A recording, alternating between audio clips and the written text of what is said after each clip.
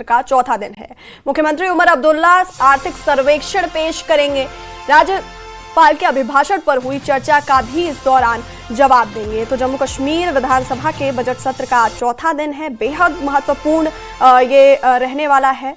और मुख्यमंत्री उमर अब्दुल्ला आर्थिक सर्वेक्षण यानी इकोनॉमिक सर्वे पेश करेंगे, जिसमें राज्य की अर्थव्यवस्था और विकास का पूरा लेखा जोखा होगा। और इसके साथ ही मुख्यमंत्री राज्यपाल के अभिभाषण पर जो पिछले 3 दिनों से चर्चा चल रही है उसका भी जवाब देंगे, जिसमें विपक्षी दलों द्वारा उठाए गए सवालों और बेरोजगारी जैसे मुद्दों पर को सदन में रखा जाएगा। तो बड़ी खबर इस वक्त की आपको बता रहे हैं, जहां सीएम आज आर्थिक सर्वेक्षण पेश करेंगे। जम्मू कश्मीर विधानसभा सत्र का आज चौथा दिन है।